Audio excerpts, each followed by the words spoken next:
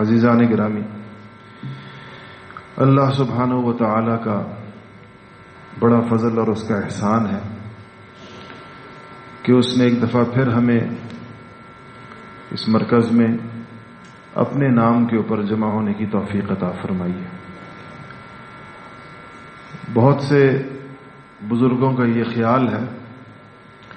کہ یہ لفظ انسان نسیان سے مرکب ہے، اور نسیان بھول جانے کو کہتے ہیں، اور ویسے بھی کہتے ہیں کہ انسان خطا و نسیان کا مرکب ہے۔ تو بھول جانے والے کو جس کی سرشت میں، اس کی عادت میں بھول جانا لکھ دیا گیا ہو تو اس کو تذکیر کی ضرورت پڑتی ہے۔ وَذَكِّرْ فَإِنَّ الذِّكْرَى تَنفَعُ الْمُؤْمِنِينَ، تذکیر ہوتی رہے، انسان تازہ ہوتا رہتا ہے، اثر نو اپنے مقصد کے اوپر کھڑا ہوتا رہتا ہے، ورنہ انسان ہر وقت شیطان کے حملوں کی زد پر ہوتا ہے، اپنے نفس کے حملوں کی زد پر ہوتا ہے، اور اس گولہ باری میں وہ مزمحل ہو جاتا ہے، روح کمزور ہو جاتی ہے، حوصلے پست ہو جاتے ہیں، انسان جذبات مردہ ہو جاتے ہیں، ٹھنڈے ہو جاتے ہیں۔ اس کو تازگی کی ضرورت پیش آتی ہے، اس کو دوبارہ سے ایک ایسی تذکیر کی، ایک ایسی اپنے ایمان کو ایک ایسے تازہ پانی کی ضرورت پیش آتی ہے جیسے درختوں کو پانی کی ضرورت پیش آتی ہے۔ آپ نے دیکھا ہے کہ جب کبھی درخت کو پانی بھی مل جائے، اوپر سے بارش ہو جائے اور اس کے پتوں کو بھی پانی مل جائے، تو ان درختوں پر ایک خاص قسم کی رونق آ جاتی ہے، ان کی سبزی، ان کا جو سبزہ ہوتا ہے اس میں آنکھوں کی ایک عجیب تراوٹ کا سما آ جاتا ہے۔ انسانی روح بھی اسی سے مشابہ ہے، اس کو بار بار تذکیر کی ضرورت پیش آتی ہے، اس کو ماحول کی ضرورت پیش آتی ہے، اس کو زندہ قلوب کے قریب جانے کی ضرورت پیش آتی ہے تاکہ اپنے قلب کی مردگی کا یہ کوئی علاج کر سکے۔ اگر کسی کو اپنے دل میں ایک پژمردگی کا احساس ہو تو اس دل کو زندہ کرنے کے لیے کسی زندہ دل کے قریب جایا جاتا ہے۔ جیسے آج یہ باتیں لوگوں کے لیے سمجھنا حسی چیزوں کے ذریعے آسان ہو گئی ہیں، بالکل جیسے موبائلوں کی بیٹریاں ہوتی ہیں، ختم ہو جاتی ہیں تو بجلی کے قریب رکھی جائیں، بجلی پر رکھی جائیں تو چارج ہو جاتی ہیں، تو اثر نو بندہ تازہ دم ہو جاتا ہے۔ تو یہاں اللہ جل شانہ نے ہمیں جمع فرمایا ہے، ہمیں اس بات کی بڑی ضرورت ہے کہ آج چونکہ بالکل پہلا دن ہے اور اس مبارک اجتماع کا پہلا دن ہے، اور ہمارے پاس اس کے بعد کل کا دن، پرسوں کا دن، اس کے بعد انشاءاللہ اتوار کے دن دعا ہوگی، تو یہ بات بہت زیادہ اہم ہے کہ ہم یہ دن کس طرح گزاریں، یہاں ہماری آمد کا مقصد کیا ہے، اور اپنے اس مقصد سے ہم زیادہ سے زیادہ کیسے مستفید ہوں۔ عزیزان گرامی، ایک ہی قسم کے ماحول اور ایک ہی قسم کی فضا میں رہنے والے لوگوں میں بھی استفادہ کرنے والوں میں سے ہر ایک کی نوعیت مختلف ہوتی ہے، اور ہر دور میں ایسا ہوتا ہے۔ حضرات صحابہ رضوان اللہ تعالی علیہم اجمعین کے اندر جو تفضیل بیان کی جاتی ہے تو آپ دیکھیں تو وہاں پر بھی صحبت سب حضرات کو میسر تھی، فضیلت میں ایک درجے میں سارے برابر ہیں کہ شرف صحابیت میں برابر، لیکن اللہ جل شانہ نے کسی کو زیادہ اونچا کر دیا، کسی کو نبی کریم صلی اللہ علیہ وسلم کے بعد کا درجہ دے دیا۔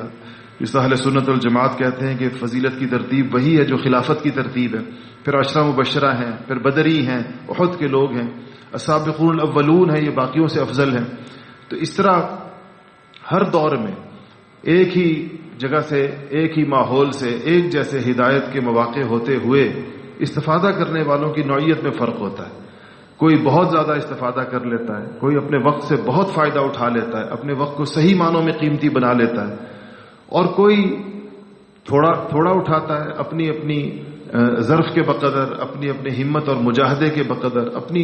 نیتوں اور ارادے اور عزائم کی بلندی کے بقدر اللہ جل شانہ انسانوں کو عطا فرماتے ہیں۔ اللہ جل شانہ کے نزدیک تو اس کی ساری مخلوق، اللہ ان سب کو فائدہ پہنچانا چاہتے ہیں، لیکن اس نے اپنے فائدہ پہنچانے کے لیے جو سنتیں مقرر کی ہیں، اس کو جو جتنا زیادہ اختیار کرتا ہے تو اللہ جل شانہ اس کو اتنا زیادہ فائدہ پہنچاتے ہیں،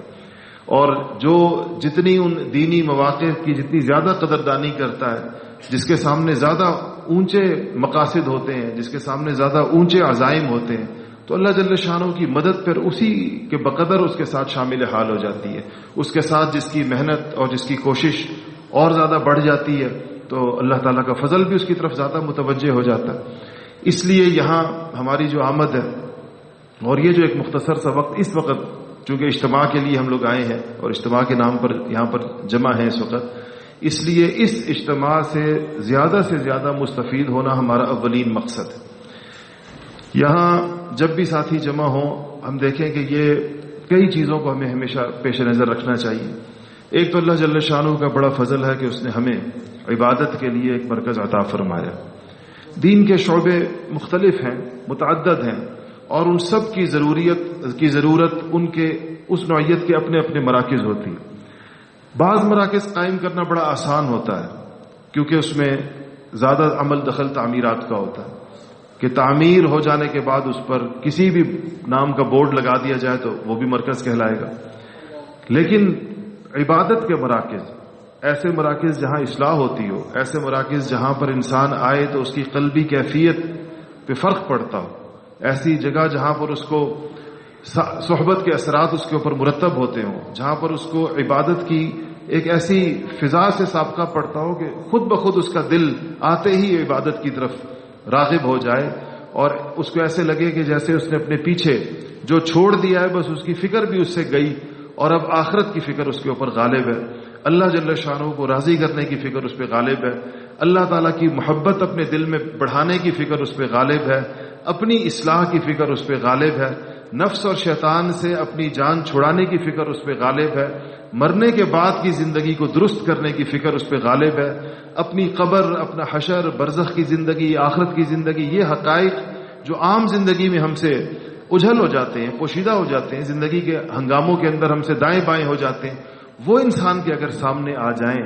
تو یہ اس کی زندگی کا سب سے قیمتی ترین وقت ہوتا ہے۔ اس سے زیادہ اچھا وقت کیا ہوگا اور اس سے زیادہ اچھے لمحات کیا ہوں گے کہ اگر انسان کو یہ چیزیں میسر آ جائیں۔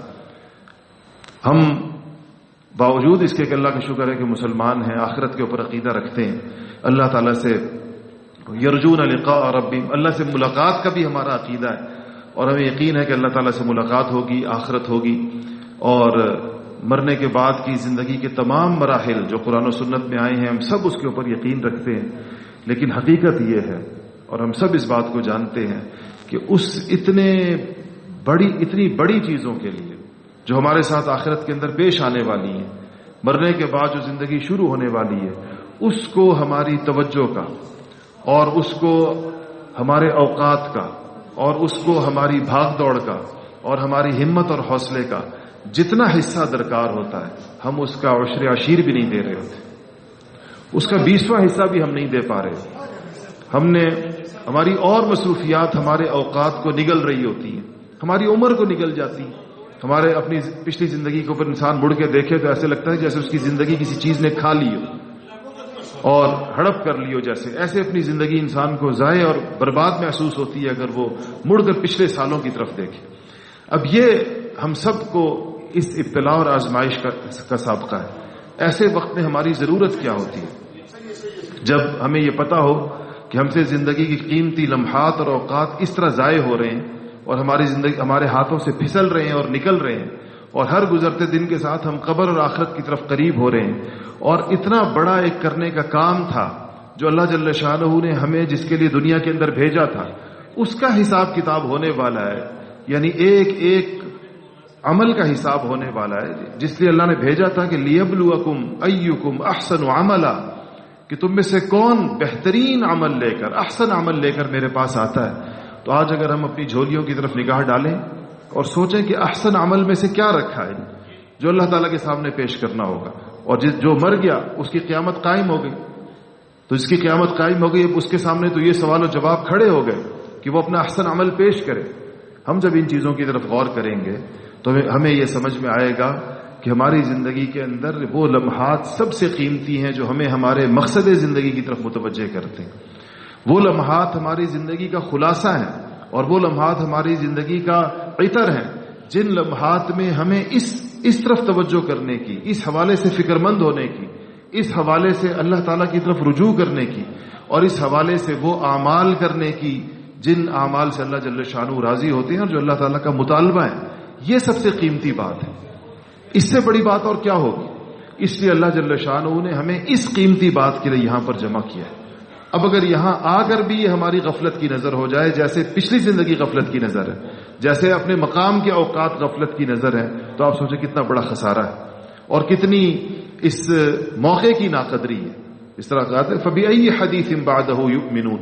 اس کے بعد کس چیز کے اوپر، کون سی ایسی چیز ہوگی جو انسانوں کا دل دہلائے گی یا انسان کا دل ہلائے گی کہ اتنے اہم موقعوں پر بھی ہمارا دل اس طرف نہ متوجہ ہو پائے، اور ہم اپنے ساتھ وہ سارے دل و دماغ کے وہ سارے جھگڑے جس نے وہاں ہمیں اللہ سے غافل کر رکھا ہے وہ ہم یہاں پر بھی لے کر آئیں اپنے ساتھ، اور یہاں بھی اسی میں مشغول رہیں۔ ہمیں اتنی اپنے آپ کو مخاطب کر کے عرض کرتا ہوں یہ سب کہ ہمیں ضرور اتنا سمجھدار ہونا چاہیے کہ ہمیں یہ پتہ ہو کہ ہمیں اللہ جل شانہ سے غافل کرنے والی چیزیں کون سی ہیں، وہ کون سی چیزیں ہیں، وہ کون سے خیالات ہیں، وہ کون سی مصروفیات ہیں، وہ کون سے مشاغل ہیں، وہ کون سی فکریں ہیں، وہ کون سے اندیشہ ہائے دور دراز ہیں، وہ کون سی تگ و دو اور بھاگ دوڑ ہے جس نے ہمیں اللہ سے غافل کر رکھا ہے، جس نے ہمیں اعمال سے غافل کر رکھا ہے، جس نے ہمیں عبادات سے غافل کر رکھا ہے، جس نے ہمارے دل کی نرمی لے لی ہے، دل کی رقت لے لی ہے، اور اللہ جل شانہ کے سامنے مناجات کی لذت سے محروم کر دیا۔ ہم جب سوچیں گے ان چیزوں کو تو یہاں اس جگہ آنے کا مقصد اس کو پس پش ڈال کر آنا ہے۔ اگر اس کو ہم پس پش ڈال کر یہاں کچھ وقت گزاریں اور ویسے گزاریں جیسے ہمارے بڑے ہم سے چاہتے ہیں تو کتنی اللہ جل شانہ سے اس بات کی امید ہوتی ہے اور کتنی توقع ہوتی ہے کہ ہمیں ہمارا مقصود اللہ پاک عطا فرما دیں گے۔ اللہ جل شانہ ہمیں ہماری جھولیاں اپنی خیروں سے اور برکتوں سے اور اپنی رضا سے اور اپنے آپ کو راضی کرنے والے اعمال کی عادت دے کر اللہ جل شانہ اگر ہمیں واپس بھیجیں تو یہ ہمارا جانا جو ہے یہ بہت بڑی کامیابی کی واپسی، یہ اپنے مقصد کے حصول کی واپسی ہے۔ اور اگر ہم اس کو یہ سمجھ کر کہ جیسے دنیا میں بہت سی جگہوں پر لوگ جمع ہوتے ہیں، فسق و فجور کے اڈوں پر بھی لوگ لاکھوں کی تعداد میں جمع ہو جاتے ہیں، اور رسم و رواج کے نام پر بھی لوگ بہت زیادہ جمع ہو جاتے ہیں۔ آپ کو تو پتہ ہے کہ دنیا بھر کے اندر لوگوں کے جمع ہونے کے 20 عنوان ہیں، 20 نام ہیں، اس سے لوگ جمع ہوتے ہیں۔ ہم اس کو بھی اگر ایک ایسا روایتی اور رسمی موقع سمجھ لیں کہ بس یہ ایک رسم ہے، ہم نے اس کو ادا کر لیا، تو ہم پھر فائدہ اٹھا کر جانے والوں میں شمار نہیں ہوں گے، ان لوگوں میں ہمارا شمار نہیں ہوگا جنہوں نے اس کا پورا فائدہ اٹھایا۔ اس لیے یہاں جب ہم آئیں تو ایک پہلی چیز اس کو جو شاید ماحول کی سب سے بڑی ضرورت ہے کہ اپنی یکسوئی کو خراب کرنے والی اور اللہ تعالیٰ سے توجہ ہٹانے والی اور عبادت میں دل لگانے سے روکنے والی جو چیزیں ان سے ہم کم از کم ان 4 دنوں کے لیے بالکل مجتنب ہو جائیں۔ اگر آپ اپنی ضرورت کے لیے موبائل اپنے ساتھ لائے ہیں تو اس کو بند کر دیں 3-4 دن کے لیے، کسی ایک وقت میں کھول کے گھر والوں کو اطلاع کر دیں اور اس کو بند کر دیں۔ اب دیکھیں اس فضا کے اندر جہاں سارا وقت اللہ اللہ ہو رہی ہو، اس میں اگر ہمارے موبائلوں سے موسیقی کی گھنٹیاں بھی یہاں بجتی رہیں، کیونکہ ہزارہا لوگ ہیں، ان میں اگر سینکڑوں کے بھی بجتے رہیں تو سارا وقت ٹنگ ٹنگ ہوتی رہے گی موسیقی کی آوازیں، اور یہ مسجد ہے ساری کی ساری۔ بہت سے لوگ اس میں بے احتیاطی کرتے ہیں، ہمارے انتظامیہ کے ساتھی انشاءاللہ آپ کو اس حوالے سے سمجھاتے رہیں گے، لیکن آپ اس کو سب سے پہلے یہ آپ کو یہاں آ کر بھی یکسو ہونے سے روکنے والی ایک بہت بڑی چیز یہ۔ دوسری چیز جس کا رمضان کے اندر ہم اہتمام کرتے ہیں الحمدللہ یہاں پر، اور اس کا اہتمام کرنے سے اس کے نتائج اور ثمرات الحمدللہ اب رمضان پورے میں اور خاص طور پر اس کے آخری عشرے میں دیکھتے ہیں، اور وہ اس مرکز کی خصوصیت ہے۔ ورنہ جہاں پر بھی اتنے لوگ جمع ہو جائیں تو سب سے پہلی چیز جو پیدا ہوتی ہے وہ شور ہے، اور وہ ایک ہڑبونگ ہے، اور وہ ایک ایسا ہنگامہ ہے کہ اس میں کان پڑی آواز سنائی نہیں دیتی۔ اس سے کہیں کم لوگ کہیں جمع ہو جائیں۔ ابھی آپ کتنے لوگ یہاں جمع ہیں، آپ دیکھیں اللہ کا شکر ہے کہ بالکل آپ سکوت طاری ہے۔ آپ سے 10 گنا کم لوگ اس وقت دوابہ بازار میں ہوں گے، لیکن آپ دیکھیں وہاں کتنا شور ہوگا۔ تو اللہ جل شانہ کو بازار سب سے زیادہ ناپسند ہے اور مساجد سب سے زیادہ پسند ہے۔ احب البلاد اور ابغض البلاد احادیث میں آیا ہے، علماء نے اس کی توجیحات میں بہت سی چیزیں لکھی ہیں۔ اس کے اندر ایک اس بات کو بھی لکھا ہے کہ بازاروں کا شور و غوغا، اور بازاروں کے اندر جو گالی اور گلوچ، اور بازاروں کے اندر جو ہر ایک ہنگامہ، اور مساجد کا سکون اور اطمینان اور وہاں کی خاموشی، یہ اللہ جل شانہ کو پسند۔ اس لیے جس طرح ہم اس کا اہتمام رمضان کے اندر خاموشی کا کرتے ہیں، چونکہ ہر سال ہمارے ہاں الحمدللہ نئے ساتھی بہت بڑی تعداد میں آتے ہیں، اور اجتماع کے پہلے دن وہ منظر ہوتا ہے جو پچھلے اجتماع کے آخری دن ہوتا ہے عام طور پر، تو اس لیے اس بات کی پھر ضرورت پیش آتی ہے کہ پرانے ساتھی جو آتے رہتے ہیں الحمدللہ ہر سال، وہ اپنے نئے مہمانوں کو، نئے ساتھیوں کو اس بات کے اوپر آمادہ کرتے رہا کریں اور قائل کرتے رہا کریں کہ وہ اس میں شور نہ کریں اور وہ اس میں باتیں نہ کریں. اور کیونکہ اتنے مجمع میں جب 100 150 200 لوگ بھی یہ کام کرتے ہیں تو ایسے لگتا ہے جیسے سارا مجمع اس سے متاثر ہو رہا ہے، پورا ماحول اس سے متاثر ہو رہا ہے. تو ہم اگر عبادت کے ماحول کو خراب کریں اور ہم عبادت کے ماحول میں رکھنا ڈالیں تو یہ تو نقصان کی بات ہے، کوئی فائدے کی بات ہمارے نہیں. اس سے دوسری چیز یہ ہے کہ ہم اس میں خاموشی کا اہتمام کریں. تیسری بات یہ کہ یہ وقت جس طرح میں نے عرض کیا کہ یہاں آنے کے بعد اگر ہم ان دو چیزوں کا، خاموشی کا اور یکسوئی کا اہتمام کر لیں گے تو اولین چیز جس کی طرف آپ کا دل متوجہ ہوگا، آپ خود محسوس کریں گے، تو وہ عبادت کی طرف ہوگا. دو چیزیں، یہاں کچھ اجتماعی اعمال چلیں گے، یہاں پر ممبر سے بات ہوگی، تو جب اجتماعی عمل کا وقت ہو تو وہ وقت تو ہم پوری یکسوئی کے ساتھ بات سنیں کہ ہمیں سمجھائی کیا بات جا رہی ہے، کہیں کیا بات جا رہی ہے، ہمیں ہمارے فائدے کی کون سی بات سمجھائی جا رہی ہے. اور جب وہ بات ختم ہو جائے تو اس کے بعد جتنا وقت ہوتا ہے وہ اپنی بنیادی ضروریات پوری کرنے کے بعد، یعنی کچھ سونا کچھ کھانا انسان کی ضرورت ہے، بیت الخلاء میں جانا انسان کی ضرورت ہے،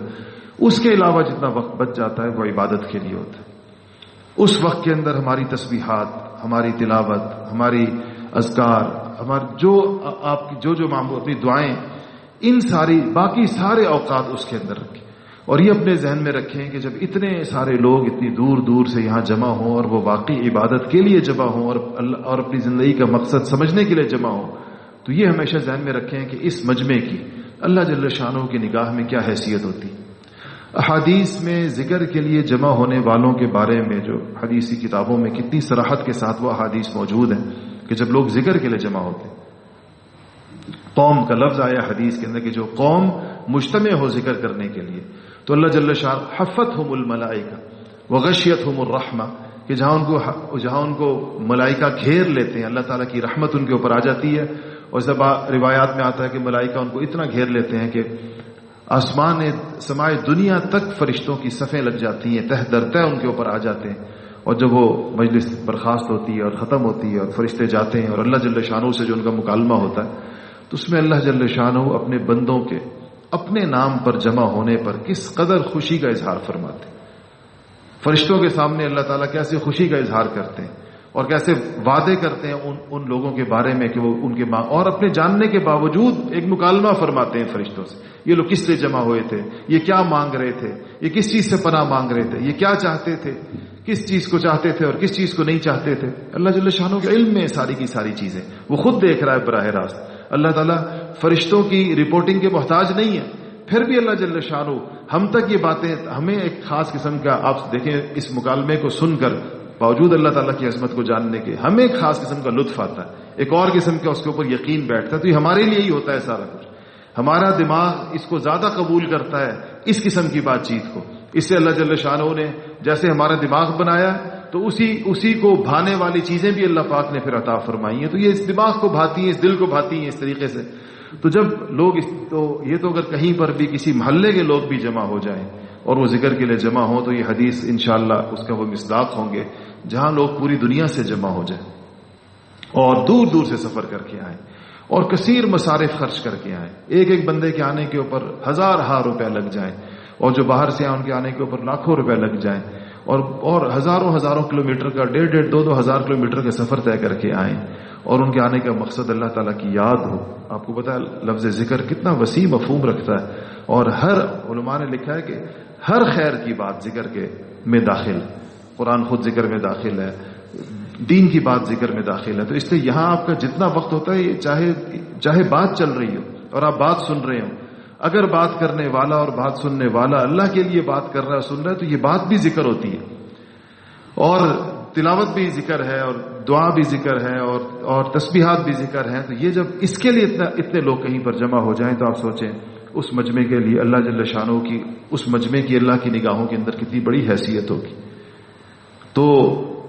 ہم اس کا ایک جز ہوتے ہیں. ہم اس کا ایک رکن ہوتے ہیں. اس لیے جب اس کے اوپر آسمانوں سے رحمتیں نازل ہوتی ہیں، جب اس کو فرشتے گھیر لیتے ہیں، تو ہم بھی اس نیچے موجود ہوتے ہیں اس وقت.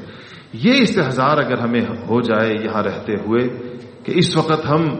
بوجہ ذکر کی مجلس میں ہر وقت ہونے کے ہم فرشتوں کے پروں کے نیچے ہیں اور اللہ تعالیٰ کی رحمتوں کے نیچے ہیں، تو آپ سوچیں کہ ہمارے دل کی کیفیت اس وقت کیا، اس استحضار کے ساتھ ہماری کیفیت کیا ہوگی جب یہاں پر ہوں گی.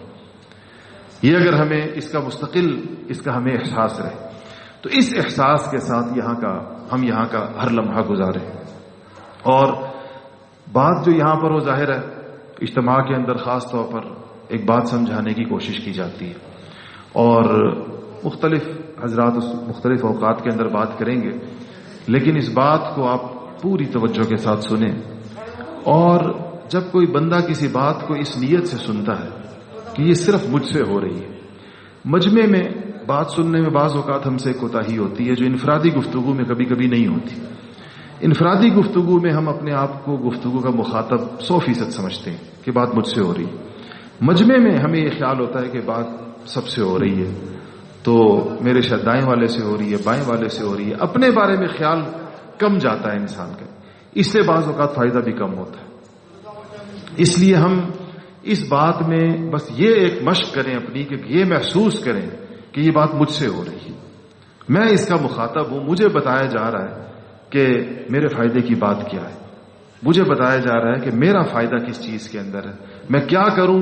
تو میری دنیا اور آخرت سنور جائے گی، میں کیا کروں تو اللہ جل شانہ مجھ سے راضی ہو جائیں گے، میں کیا کروں تو میں دین کے اس رستے کے اوپر آ جاؤں گا جس کا اللہ جل شانہ کا مجھ سے مطالبہ ہے. یہ باتیں ہی یہاں پر ہو رہی ہوں گی، آپ کو اس کے علاوہ تو کوئی اور بات نہیں سننے میں ملے گی. جو بھی بات ہوگی وہ اسی دائرے کے گرد ہوگی کہ اللہ جل شانہ ہم سے کیا چاہتے ہیں، ہمیں اللہ جل شانہ نے کس لیے پیدا کیا ہے،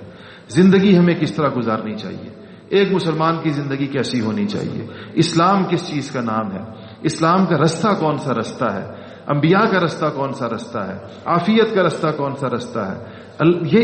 ساری گفتگو ان چند سوالوں کا ہی جواب ہوتی ہے. آپ اندازہ لگا لیں کہ کسی وقت میں بھی کسی بھی جو بات یہاں پر ہو رہی ہوگی، آپ بعد میں اس بات کے سوالات قائم کریں کہ کن سوالوں کا جواب دی، تو انہی باتوں کا جواب ہوگا. تو جب یہ بات ہو رہی ہو تو آپ سوچیں کہ اس کا مخاطب ہوتا کون ہے. ہم میں سے ہر شخص فردن انفرادی طور پر اس کا مخاطب ہوتا ہے. یہ ہے کہ اجتماعیت کی اپنی برکات ہوتی ہیں، اگر ہم اس برکت کو حاصل کر لیں تو اس سے ہمارے دل کے اندر اس سے بھی زیادہ طریقے سے بات بیٹھ سکتی ہے جو انفرادی طور پر بیٹھتی. اگر ہم اجتماعیت کی جو برکات ہیں اس کو ضائع نہ ہونے دیں تو ہم ہمارے دائیں بائیں ایسے لوگ ہوتے ہیں جن کے اوپر اللہ تعالیٰ کی رحمت زیادہ متوجہ ہوتی ہے اور جو زیادہ ذاکر ہوتے ہیں، جن کے دل زیادہ زندہ ہوتے ہیں، ان کا فائدہ بھی ہمیں پہنچ رہا ہوتا ہے. وہ اضافی فائدہ ہے جو کہ ہم اس ماحول کے اندر اٹھا رہے ہوتے ہیں.